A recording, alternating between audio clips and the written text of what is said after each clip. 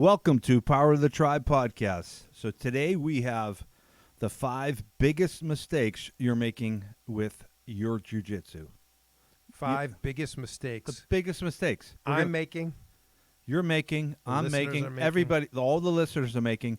They're going to find out these 5. They're going to correct them, and their jiu-jitsu level will skyrocket. And is it fair to say we're going right after it? We're going right after it. Within minutes. Your jiu-jitsu will be better. And Dan, I'm going to save 2 minutes, I'll say. Yeah. The last one is the most important one. I'm saving that for last. So they're going to have to listen to most of this ugly podcast to get that 5th one. But I'm here, and my name's John Connors. I'm a 3rd-degree black belt now, Dan. And I've been training for about 22 years. My academy's been up for about 15 years. I'm world champion. Master 6 black belt. You are a doctor of some sort. You have a PhD in psychology. Purple belt. I mean, I think we're well positioned to give good advice. Right. And I have done a remarkable amount of things wrong in jiu-jitsu. So I can add that sort of expertise. Yes. You are the inspiration for these 5 biggest mistakes. Yes. You might have not done all of these things. I'm certain to have done them. Here's the other thing, Dan. I like the fact that our podcast, somebody who's interested in jiu-jitsu can listen to it, but it's just going to make anybody's life better. These are lessons that transcend jiu-jitsu. What do you think? Absolutely. Yeah. And first of all, we should say hello to our Australian and Swedish listeners. That's right. And it sounds like I'm goofing around, but did you not get a message that... Dimitri, I got a message. We're ranked like number 26 in Sweden for a philosophy podcast. Right. That's what made me think of it when you were saying it's not just jiu-jitsu. Unbelievable. It's philosophy. Philosophy. We're talking about. Yeah. A lot of the things we talk about. And you know what the Greek origin of the word philosophy is, right? The etymology of philosophy. Of course I do not. It's philos, meaning love, and sophos, meaning wisdom. Wisdom. Right? Yeah. Sophistry. You're getting a lot of wisdom out of this podcast. Yeah, and it is true because we don't usually, or I should say you don't, like go into like you need to get the choke in this certain kind of way. We're not demonstrating moves. It's more big picture ideas, I think. Big picture ideas. Yeah. And a lot of them do, not all, but a lot do apply outside of jiu-jitsu, and we do know that some listeners... We have a lot of enthusiastic listeners. I can't speak specifically to the Australian and Swedish populations that are listening. I don't know if they're more into the jiu-jitsu or the philosophy. Maybe they could let us know. I like them both. Yeah, definitely. So shall we begin? Of course. So, and you don't know what I have here, Dan. I wrote up these notes. And I do not. So we're just going to get your spontaneous reaction. As opposed to our usual lengthy preparation. We did very little rehearsal. But I think you're going to like this, Dan. So the number one mistake that just about everybody out there, if you're not a world champion. Number one on the list. Maybe number one on the list. Important, which is not the most later. Important. Right, exactly. Is you're not doing enough Kazushi. Right. What do you think about that thing? Do you know what Kazushi is? We went through this once before, and I was like, isn't that Sakuraba's first name? Oh, that's right. Sakuraba, the Gracie Killer, his first name is Kazushi, Kazushi. This is Kuzushi, Kuzushi. It's off balancing? That's it. Got it, man. Yeah. So essentially, whenever you're trying to do anything in jiu-jitsu with somebody with a certain level of skill, if you don't proceed it with Kazushi, it's just not going to work, you know? If you're beating up some poor, untrained person, then, you don't have to worry about Kazushi. You can just do anything you want to them. But once somebody has some basis in jiu-jitsu, you've got to start off-balancing them. And you've got to off-balance them basically constantly. You've got to start and keep off-balancing them until you're in a position of control. When you're controlling them, then you can probably stop off-balancing them. But until then, to get to control, you have to off-balance. Now, what do you think about this for specific advice? Because a long time ago, I think you were talking to me about this. And I was in one of these modes where I was like, I have no guard, say. You know, it's like after years of jiu-jitsu, all of a sudden I'm like, you know what? I have no guard. I don't know what is going on. And one thought was, just focus on Kazushi for now. So if someone's in your guard, and you're not really sure what sort of attack you want to do, you're like, my arm bars, my triangle stinks. I don't know. Just start with that. Like, get them off balance. You know, kick out supporting limbs. Dan, that's get their great weight, and advice. then see what develops from there. Yeah, because then it's something to do. You're not just sitting there in the guard holding their gi or sitting there going, I don't know what to do. Right. You know, like, so you have something to do. Just keep them. You know, maybe you're pulling them forward. Maybe you're moving agree. their knee out. Yeah. You know, you're basically breaking their posture incrementally. So if with a good player, I'm not going to be able to just grab him and sweep him to his back and get on top. But I might be able to, like you said, push his leg out a little bit, start to break his posture down, get his head out in front of his hips, and put him in a worse and worse position where now I might be able to actually do something. Yeah, so that's perfect advice, actually. And I think, Dan, the heavier the players are, the more important it is. Like if you're 125 pounds, like those guys, their strength to weight ratio is so enormous that they can do almost anything, right?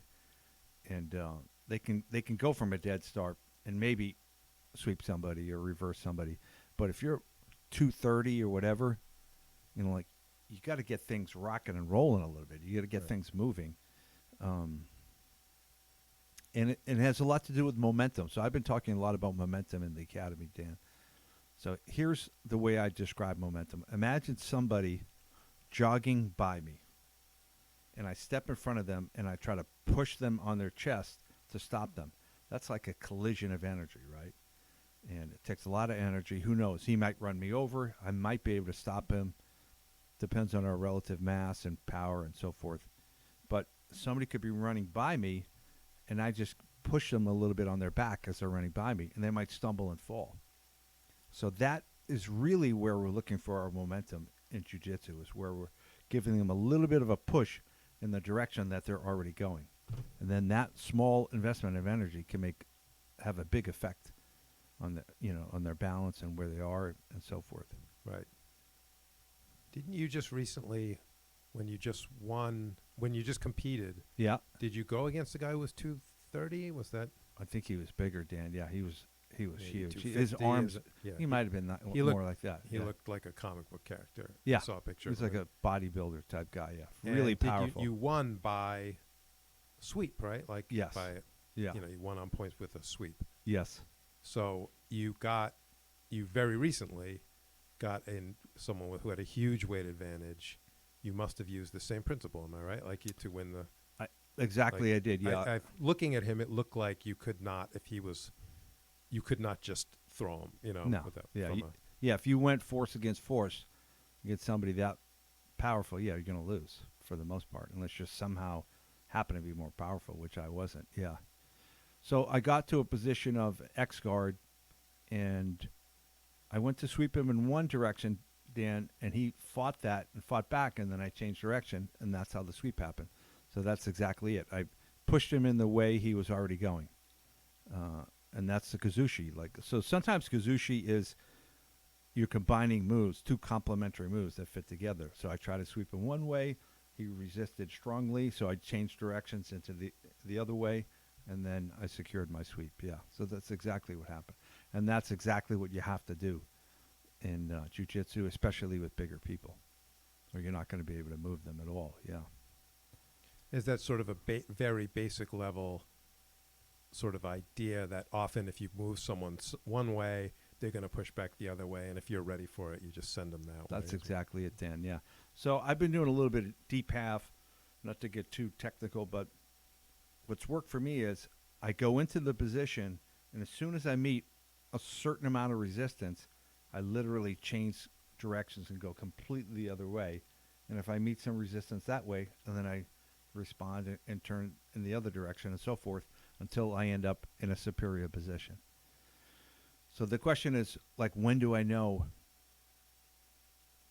How do I know when to change directions? So that's something you can only gather from experience. But essentially, when you start to feel significant resistance, you probably should just change direction. And then it seems like, Dan, this, you know, a lot of our videos are titled "Do This for BJJ and Life." Seems like there's got to be some life lesson in this Kazushi and this momentum. Move people the way They they're want to be already going. They're already going. What do you think? Yeah. There's got to be something there. What did I come? Oh, I came up with this. There's a guy I've talked about, I think, on this podcast before. His name is BJ Fogg. He's a professor at Stanford, and he had a book called Tiny Habits.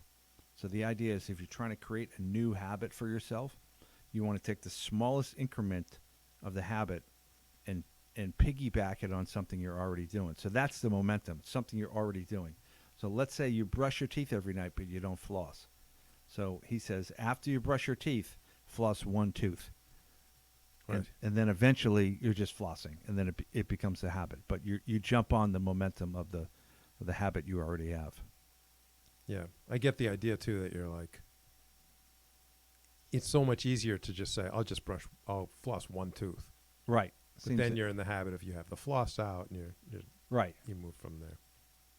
Which I'm a big fan of that, because I'm a world-class procrastinator myself. I can really procrastinate on things. And one more, also from the jiu-jitsu point, from my perspective too, even if you're not sweeping the person, or even if you're not having some spectacular success, they're dealing with what you're doing instead of like passing your guard, for example, right? That is so true, Dan. Even if you're not sweeping them, they're getting their knee kicked out and they're getting off balance, and they're dealing with that instead of progressing against you.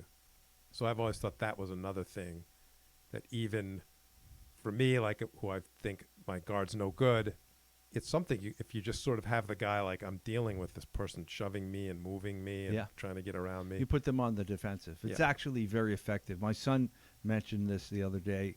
He's like, I'm just always attacking now. I'm not even I just keep attacking, and then what happens is you put them entirely on the defensive, and things get easier. It seems like, well, if I'm always attacking, I must be expending a lot of energy.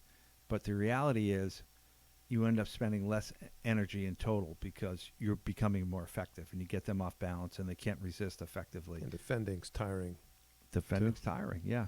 And if you don't attack and you get in a worse position, like the guy gets chest to chest on you, now you got to work really hard to get out of that, which is no fun. But if I keep attacking you in the beginning when you don't have your weight on me, I end up spending less energy, and it's more effective. Yeah. With stand-up, I'd make the mistake of trying to save energy or getting exhausted in stand-up. So then it's like clinch and go against the wall, and it's 10 times as exhausting.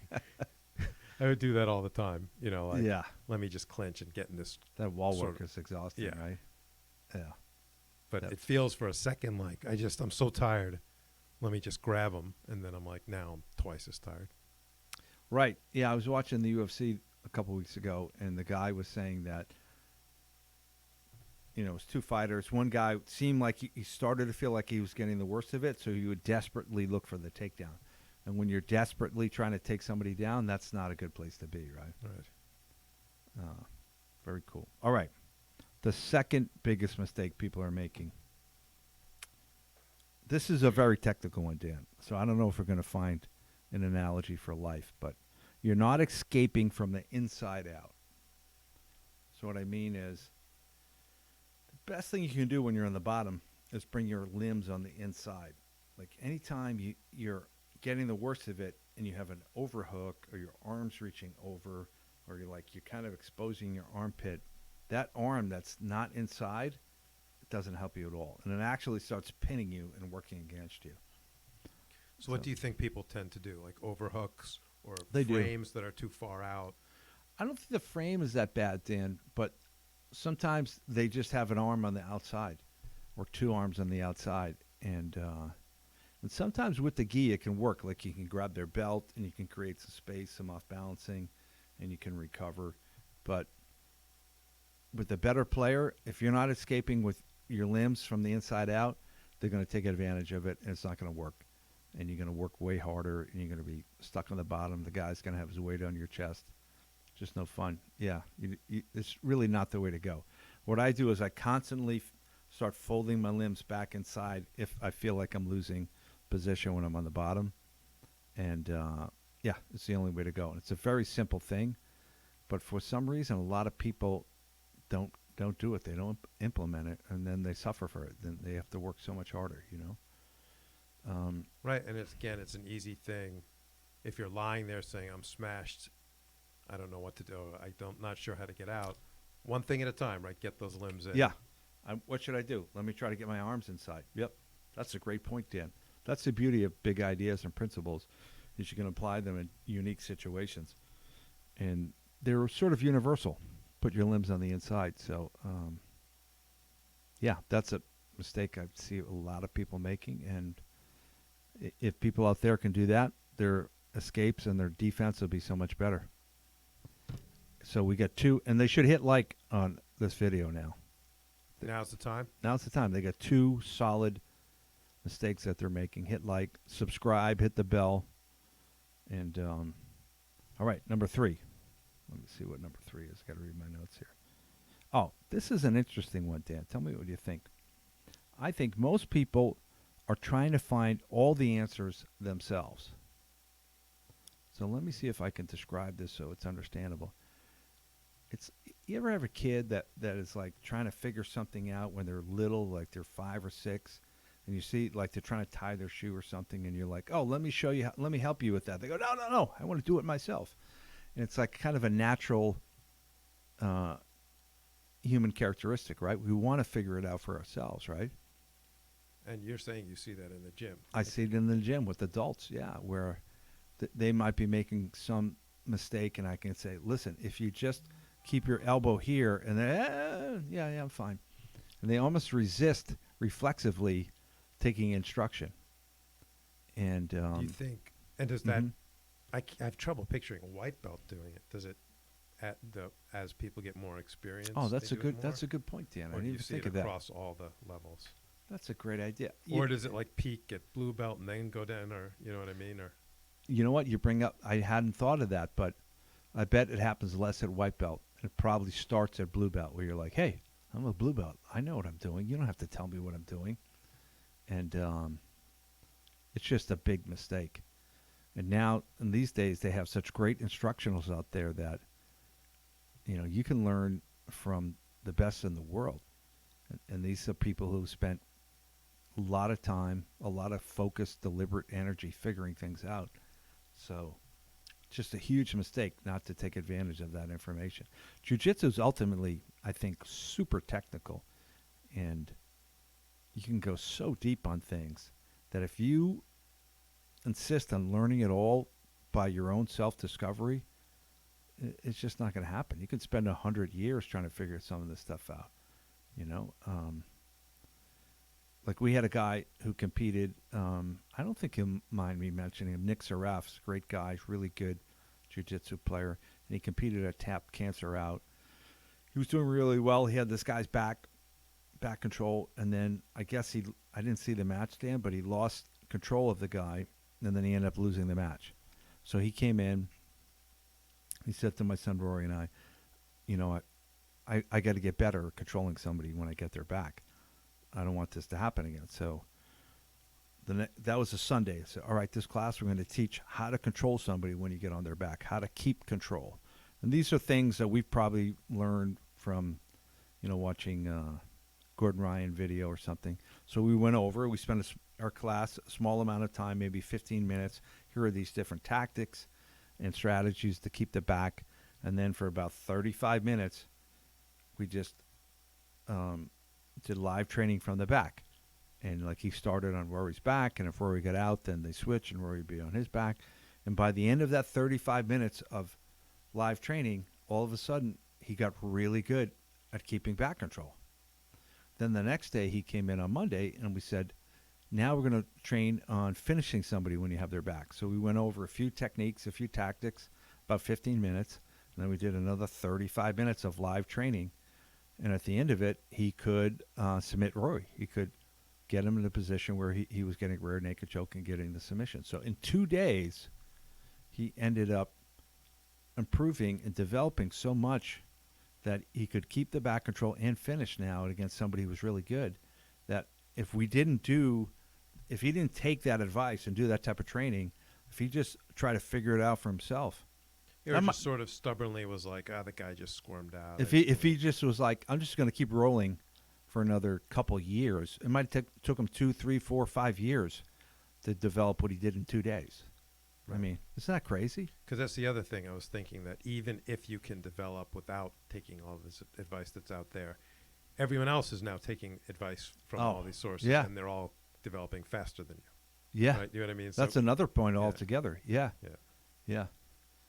But good on him that, he took the advice and like, I just saw this development in 2 days that blew me away. And guys like you and me remember from back in the day, we didn't have that. Like, to figure all that out on your own, that takes a lot of hours on the mat. You know what I mean? Right. There was no YouTube. There was no YouTube, I think. There was no YouTube. Yeah. Yeah, eventually there were some DVDs that would help you. I remember buying cassettes. Cassettes, yeah. Literal cassettes, and there was a Mario Sperry, that classic instructional. Oh, right. Mark Kerr. But there was a handful. Do you know what I mean? It wasn't like there's 50,000 cassettes to buy. No. It was like people knew the ones that were out there. Yeah. And they weren't as the VCR tapes. Yeah. This DVD. DVD is like a CD. Yeah. And then the VCR. Oh, that's right. Those VCRs, cassettes are like these giant tape things, right? Yeah, the black cassettes. It's like a book. Yeah. That's crazy. Yeah, I had a lot of those. Wow. Yeah, that's really funny. So you're just saying take advantage of all this that's out there. Yeah, and listen to your instructor, Dan. Sometimes I'll be rolling with somebody and, I'll sweep them the same way 3 times in a row. And I go, well, you're sticking your arm out here, and they're not that interested. It's baffling to me. Like, I think, unfortunately, human nature is that sometimes our self-esteem gets in the way. We feel like if you're telling me what to do, then there must be something wrong with me, that I didn't know this information. So I'm going to resist taking it from you because I don't want to acknowledge that I need that information, because that makes me feel like my esteem is lowering. Almost reflexive, right? Or sort of like, Definitely. I don't like sort of someone correcting me, right, telling me what to do. Dan, believe me, I don't like anyone telling me what to do. I think you know that. And I don't like anyone correcting me per se, but when I'm doing something I want to get better at, I want them to correct me. Another way of phrasing this is like resist that urge, resist the reflex to be like, don't tell me what I know how to do this. Right. I don't need you to tell me what Exactly. And I think that applies to anything in life, right? Yeah. Just like, listen to people. Yeah. If somebody's giving you technical instruction, take it. Doesn't mean anything, right? You don't have to feel bad about that. Okay, number 4, the biggest mistakes they're all making out there, Dan, is they're not doing enough positional training. I think this is so huge. So what I mean by positional training is, let's say I want to get better at escaping side control. We do a round, maybe 5 minutes, maybe 10 minutes, 20 minutes, an hour, where you're on top of me in side control. I'm trying to get out. If I get out, then we switch, and then I get on top of you, and you try to get out. And then it's all about developing our game and learning. I think it's almost impossible for people not to learn if they don't do positional training, or it's way, way harder. It drives me crazy when people resist it, especially escaping, like side control and mount. Or back control, you need the reps, or you're just not going to get it done, right? Yes. What do you think about this? Because I've run into this, where positional training can be particularly frustrating if you're doing positional training with someone at a very different skill level than you, particularly a much better skill level than you. So okay, you're saying, let's drill side control. All right. And you're like, a typical example, guard passing. Where you're like, I can never pass your guard. Well, and you are always passing my guard, and that gets very frustrating. Okay, that's a little bit of an exception, Dan, because guard passing is a pretty broad position. But I think the more you can shrink the position down, the more learning opportunities you have, the more controlled the experiment is. So, I get it. But what we found is if you make the position narrow enough, then you can take people with very different skill levels, and they start to equalize a little bit, because John Danaher talks about something where he says most positions have something that he calls a central problem, where I don't know how to describe this. It's sort of like, you know, I got to get over your knee. So you either got to push your knee down or I got to lift my hip up over to get over your knee.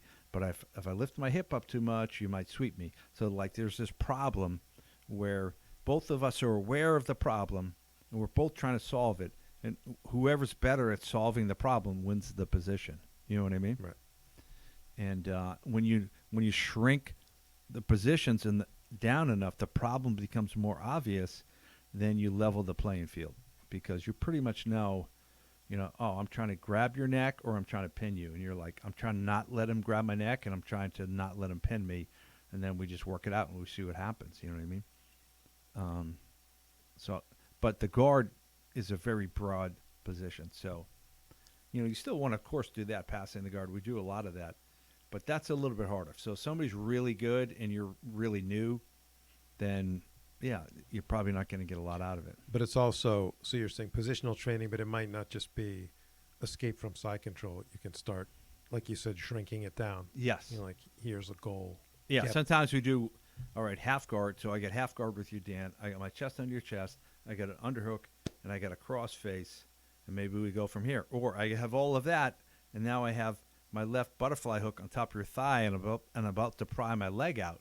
So a white belt could be like one step away from passing against a black belt, and now you've kind of leveled the playing field. And now the central problem is he's trying to get that knee out and pass, and I'm trying to, sweep him or regard, and we're trying to figure that out right there. And the problem gets very narrow, and you get some good learning there. And yeah, I find that is just the best way to develop. I do it a lot with my son. I do something with him that's similar. I call it red teaming. So like now he's working on his berimbolo. So I don't know if you know what that is, Dan. That's basically he's trying to get underneath me and get to my back somehow, invert and come underneath me. So we start in a certain position, and I let him start to come underneath me, and then I just give him a certain amount of resistance. And the idea is that, it's a new technique for a new position for him. So, I don't go 100% in the beginning. I give him a certain amount of resistance, so it's difficult, but he can get a positive result out of it. He can score. He either gets my back or he gets on top of me. And then I start giving him more and more resistance, or vary the resistance. I start doing different things. I start holding the leg, start holding the arm. I try to do different things. And then what happens is we end up learning a lot about the position, and he ends up getting better and better at it. And for me, it's very rewarding training because I can do an hour of that with him, and I can learn a lot by just seeing what he's doing to me, and I get a great workout, and we're not concerned about winning or losing. It's not like, oh, he beat me today or I beat him today. You know what I mean? And we keep coming back to the same position. And maybe this is obvious to you, but not as much to me, but it helps you identify what that central problem is, right? Like exactly. Or problems. Yeah. Like yes. For me, a lot of times it's yes. like I got, I'm going to try to get out of, someone's got side control me, I'm going to try to get out, and I'm not identifying central problem. They're just trying to get out, and you're just sort of you don't have a specific plan. Dan, that's a great point. If you don't know what the central problem is, how can you figure it out, right? That's a great point. It's almost impossible, right? The other thing about the positional training, I had a guy who's relatively new. He's been with us for a few months. And I told him, I go, he's struggling to get out of side control. I go, you got to train here positionally. And here's what you want to do. Get your hands in the right position, inside out again. Here's what you want to do. He's like, oh, okay. I'm like, yeah, but you got to do it now. You got to spend like an hour doing this with some resistance. And then when it doesn't work, try to figure out why it didn't work. Like, oh, I took my hand out and then it didn't work. I was inside, then I went outside. It didn't work. Like, you got to do that. If you just free roll all the time, especially as a white belt, there's too many variables that they're not going to improve, It's like I want to go to your house, and I know you live in Walpole, but you don't tell me your address, and I just drive around Walpole looking for a car that looks like you or a person that looks like you. I might end up finding your house, but it's going to take me a hell of a lot longer than if I actually knew your address, and then I could try to figure it out. So when you do this positional training, you're just, you're getting the address. So you just make it so much easier for yourself. Yeah, I just find the quality of training so much better. I develop so much faster when I train that way. And if you really want to add something new, I mean, you kind of have to do it that way. I think when people are really good, they can get, a new blue belt or white belt, and then they can do positional training without even telling the other person, you know what I mean? Because they're so much more advanced. They can just keep going to the same position and make it happen, which is great. But you can also just objectively do the positional training. So, yeah, I can't stress that enough. All right, Dan. Here it is. The biggest mistake that everybody out there is making in their jiu-jitsu and probably in their life. And this will make the biggest difference, I think. And it, it's echoed in the other things we talked about. But so pay attention, everybody. Yeah. You got to make it about development. I think you have to be obsessed with your own development. This, remember that old, like Woody Allen thing? Success is 90% showing up or something like that. Yeah, that's really not it. You got to show up, but you got to be obsessed with developing yourself when you show up. And I just see it when people really are trying to develop. When the teacher is trying to develop the students, that's a whole other thing. But it's kind of the same thing. It makes a world of difference, And I think Right. if you're not going to training to develop yourself and help your teammates to develop, it can really degenerate. Like, I've done this before, Dan, where I go in and I train with somebody that I'm better than, and maybe I sweep them and I do a bunch of things. Maybe I don't even tap them, but I just control them, and I'm like, wow, I feel really good about myself. Look how good I am. Like, that guy couldn't do anything. Couldn't pass my guard. I could sweep him. I could effortlessly dominate this guy. Wow, I feel great about myself. But did I develop? Right, you didn't learn anything. Yeah, maybe. Maybe I did. But if I'm not focused on developing myself, I can just delude myself with something like that. And then I could have the opposite of that, where somebody just dominates me. And I'm like, this sucks. I suck at this. I don't want to do it anymore. I'm a piece of shit. I hate jiu-jitsu. I'm done. And that's probably even worse. But they're both bad, Right. Where if I go in and say, what can I develop? What can I get better at today? How can I help my teammates develop? Man, if you just focus on that, you're going to get really, really good eventually, right? Right. Yeah. And So, for example, you could show up to a podcast 100 times and not focus on development, and you don't really see a whole Dan, I think we have been focusing on developing. lately. Yeah. I think Yeah. these podcasts, these episodes are great. But yeah, you got to focus on getting better, right? Yeah. What is that other thing? The OK plateau. We talked about that, where people just do things and they get to a certain level that's acceptable, and they never get any better. Right. Could be golfing or driving. And your there is, car. like you said, that 90 whatever it is, 90 whatever percent is just showing up. You hear a lot of versions of that, right? Like, just get on the mat, just get on the Right. mat. And it's like, it's not, it makes sense if you understand it as like, you need to do that as well. You need the mat time. Right. But it's not just that. It's not just that at all. Yeah. Because I think definitely. I've thought that and probably said it, probably given that advice to people, to like new white belts, where I'm like, just keep showing up. I've probably said it myself, Definitely. and it's not the right advice. It's not, because usually the people that are seeking advice from you are showing up, and they're going, yeah, Dan, I'm showing up. I'm getting my ass kicked. This isn't working. So what do you get to tell me, Yeah. I've been on the other side of that. So that's it. That's our 5 biggest mistakes people are making. When you read them off again. Yeah, let me read them off. So number 1 was you're not Kazushiing enough.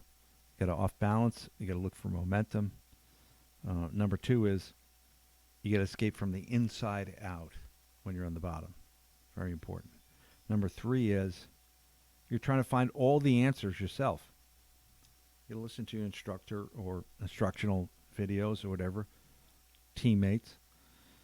You're not doing enough positional training. Huge. I do a lot of positional training. I love it. I feel like it's what really gets me better. And you have to be obsessed with development. Otherwise, you could just fool yourself, you know. If I'm not obsessed with getting developed, then I don't know. I can just be happy about being better than people, getting over on people. And if I come to training to get over on people, eventually I start not training with the brown belts, and then I stop training with the purple belts. Then I only train with the new blue belts, and then pretty soon I'm only training with the white belts. And yeah, that's not a good place to be operating from, you know. Right. That being said, I do think in the last 2 years I've developed my jiu-jitsu a lot because of I'm trying to not do these 5 mistakes. Right. But yeah. And we've also said that you might think, well, I don't care about developing, like I just go for fun. I think that's also, we pointed out, maybe the wrong approach, because even if all you want to do is have fun, you'll have more fun if you're developing and you see development. Yeah, that is having fun, is developing yourself. You can't keep doing something and not developing and enjoy it. If you do, you're insane. You're a maniac. Yeah.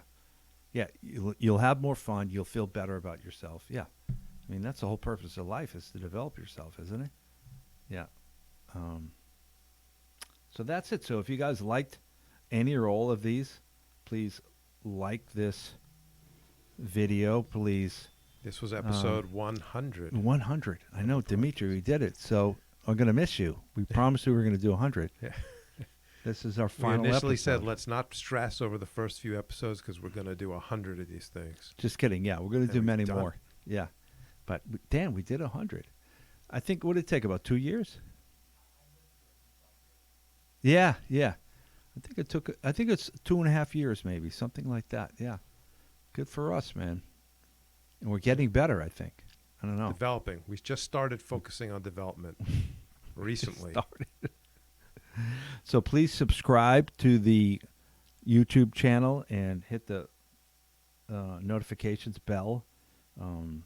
If you're listening to this on a podcast app, subscribe to that, review it, tell your friends about it, like it, all that good stuff, and we'll have more good stuff for you later. Thanks so much.